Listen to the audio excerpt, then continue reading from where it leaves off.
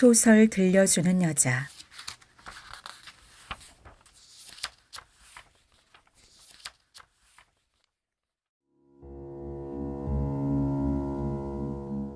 회랑을 배회하는 양떼와 그 포식자들. 임성순.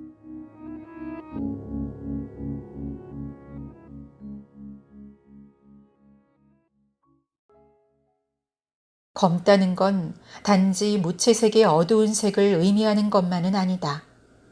검은색은 본질적으로 빛을 흡수한다는 뜻이다. 반타블랙이나 블랙 2.0처럼 빛의 흡수율이 99%를 넘어서면 그것은 색이 아니라 그저 무로 보인다. 복도 전체를 그런 식으로 칠했으니 안으로 들어서는 순간 암흑 공간에 던져지는 느낌이었다. 광장 공포증이 있는 사람이라면 겁을 먹을 정도로 복도는 사람을 압도하는 검은색이었다. 조금 놀랍고 기발하다는 생각을 했지만 경고처럼 두려울 정도는 아니었다. 그보다는 오히려 얼마가 들었을까 하는 생각이 먼저 떠올랐다. 블랙 2.0이라면 그렇게 부담되는 가격은 아니었을 거란 생각이 들자 서울에서 비슷한 시도를 해볼 수 있겠다는 계산이 섰다.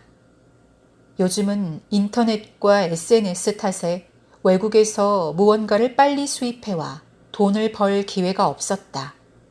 하지만 이건 은밀한 모임 같으니 빨리 퍼질 가능성은 없어 보였다. 그러니 여기서 본 것들은 가져가 뭔가를 기획해 볼 수 있을 것 같았다. 그 사이 사람들은 검은 복도 안쪽으로 들어섰다. 검은 벨벳으로 뒤덮인 홀이 나왔고 그 가운데에는 해체된 양이 조명을 받으며 걸려 있었다. 마치 걸개처럼 얇게 슬라이스되어 허공에 걸린 박제된 양은 데이미언 허스트의 작품을 연상시켰다.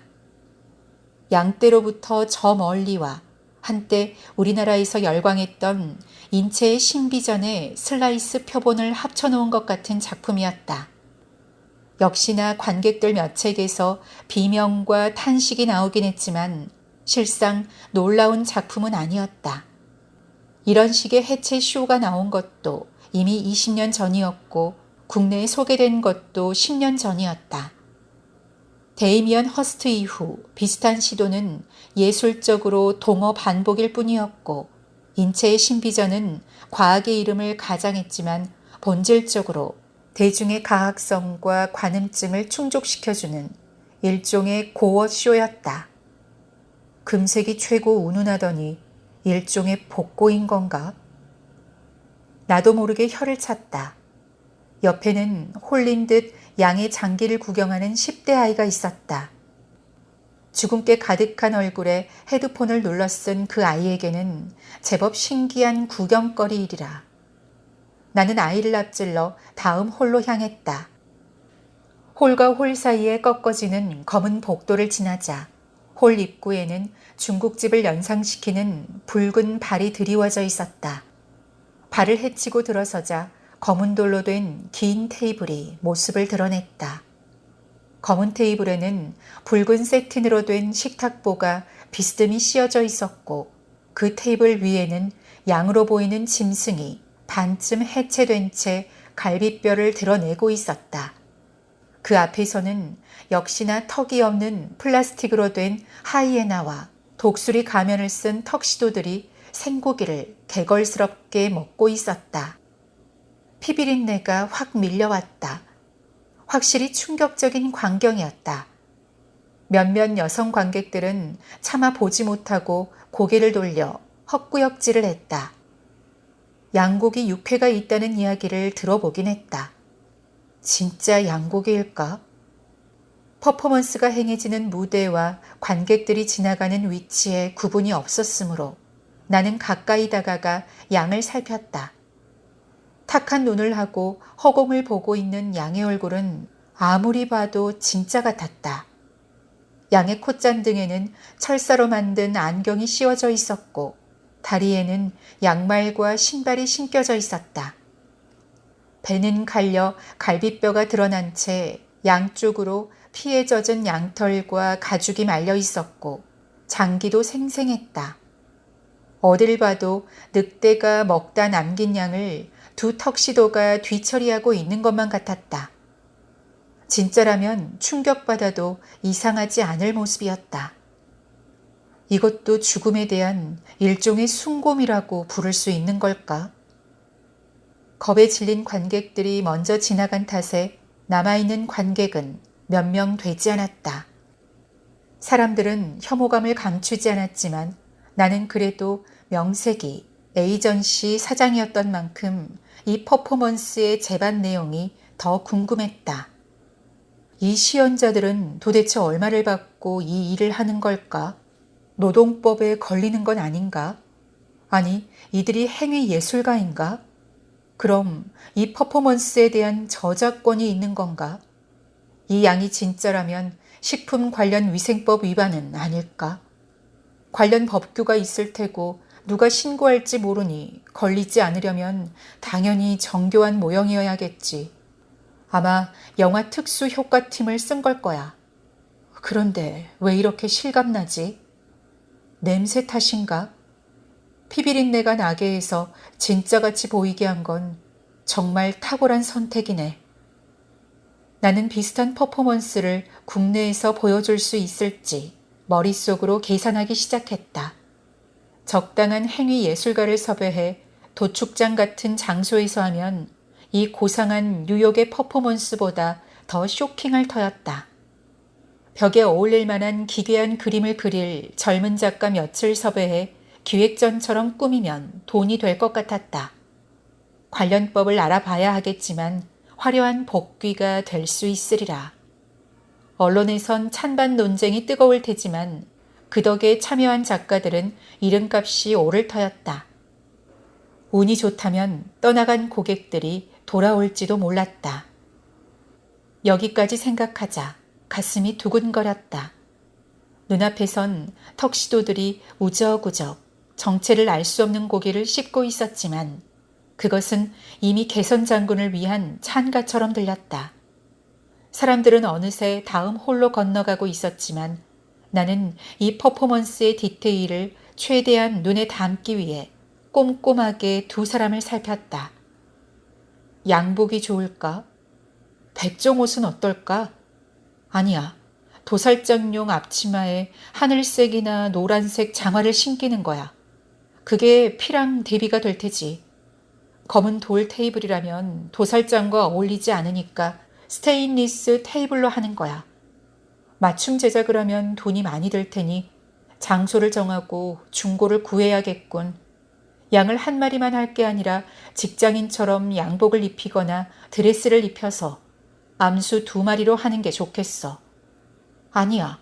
꼭 양으로 할 이유가 있을까? 넥타이 같은 걸 매면 돼지도 그림 좋잖아. 이런 생각을 하는 사이 홀에 홀로 남았다. 문득 걱정이 됐다. 소수 인원으로 하는 퍼포먼스였다. 늦게 가면 다른 걸 놓칠지도 몰랐다. 한국에서 팔아먹기 더 좋은 공연이 있지 않을까? 초조한 마음에 다음 홀로 이어진 검은 복도를 따라 달렸다. 너무 검은 탓에 복도는 끝나지 않을 것처럼 느껴졌다. 앞에서 미대생으로 보이는 학생이 모퉁이를 돌고 있었다. 왜 이렇게 통로를 미로처럼 빙빙 돌게 만든 걸까? 공연장의 동선은 관람의 효율성을 위해 가능하면 짧게 잡는 게 상식이었다. 이해할 수 없는 구성에 짜증이 났지만 다 보면 의미를 알 수 있을지 모른다고 스스로를 다독였다. 하긴 이 긴 탄광 같은 통로가 관객의 폐소감을 증폭시켜주는 효과가 있는 것 같았다. 덕분에 다음 공연이 더 충격적으로 다가오는 것이리라. 막 모퉁이를 돌아서는 순간 벽 쪽에서 끼익 하는 소리가 들렸다. 반사적으로 발걸음을 늦췄다.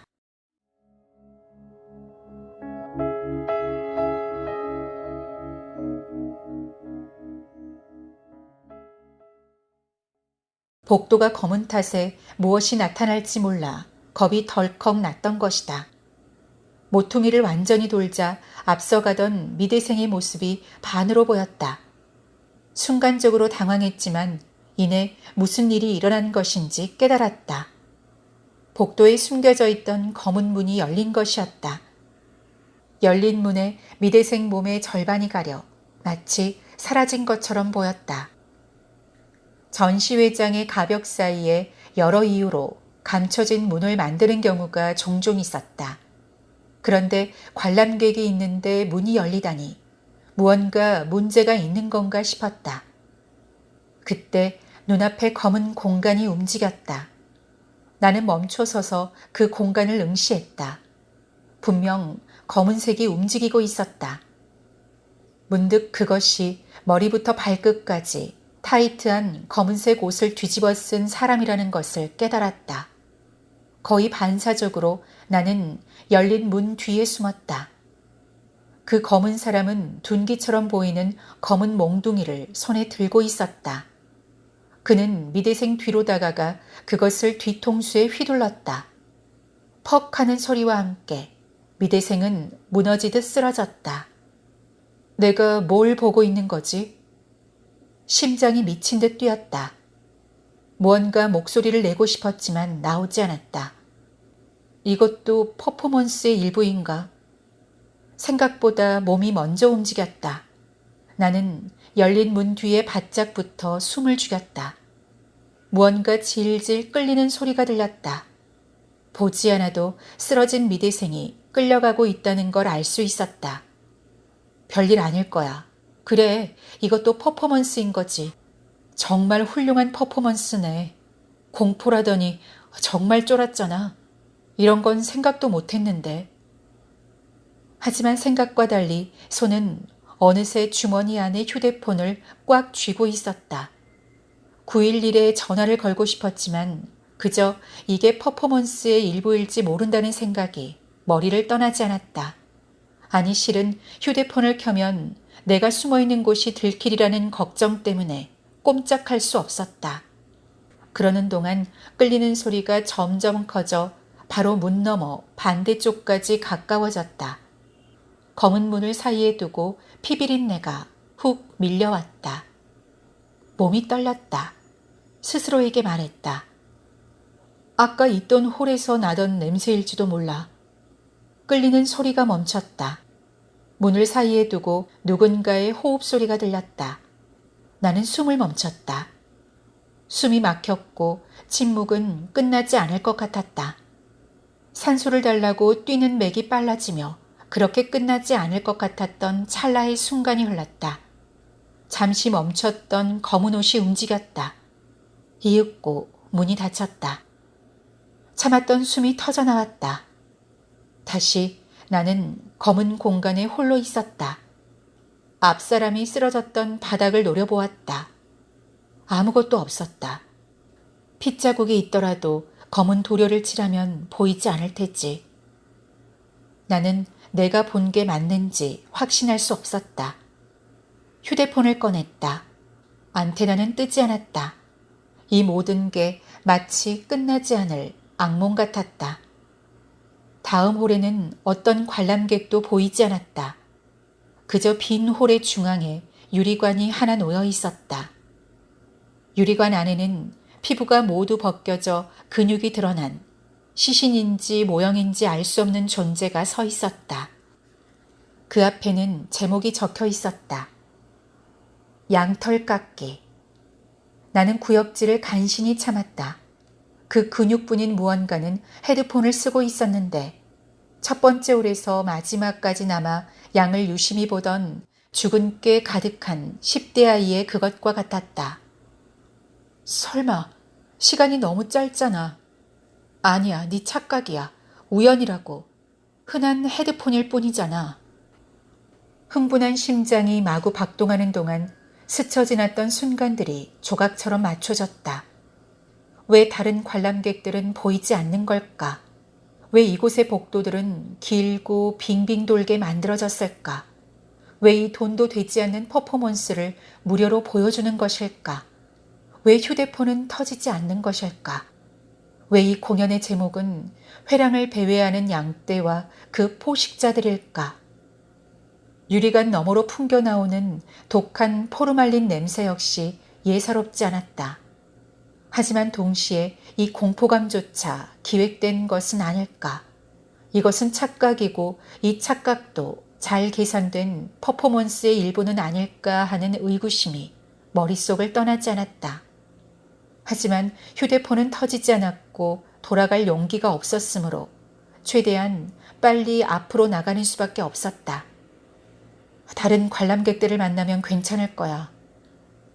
스스로에게 또 다른 거짓말을 하며 통로로 향하는 순간 인간의 벗겨진 피부와 마주쳤다.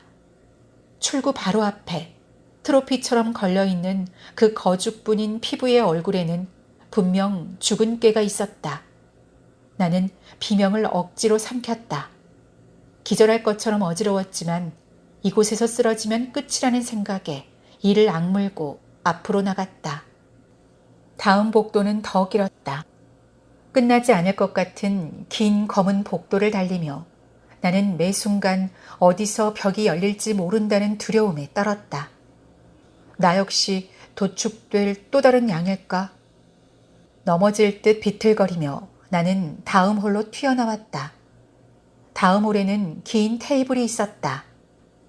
테이블에는 턱시도를 입은 늑대 가면과 12명의 비둘기 가면이 앉아 있었다. 모두 다른 옷을 입고 있는 12명의 비둘기 가면들이 일제히 날 노려보았다. 비둘기들의 형형한 붉은 눈동자와 눈이 마주치자 피가 차갑게 식는 것 같았다. 그들 앞에는 접시가 놓여 있었고 접시에는 블루레어로 구운 피가 떨어지는 스테이크가 있었다. 테이블 끝에는 스크린이 있었고 스크린에서는 8mm 필름으로 찍은 도축장 영상이 흘러나오고 있었다. 노이즈가 가득한 영상에서 컨베이어 벨트에 양들이 실려가는 동안 도살자로 보이는 남자가 인터뷰를 했다. 죽음의 순간까지 양들은 아무것도 모릅니다. 그리고 이 짧은 인터뷰에 루프를 걸어 남자의 목소리는 계속 반복되었다. 양들은 아무것도 모릅니다. 양들은 아무것도 모릅니다. 양들은 아무것도 모릅니다. 양들은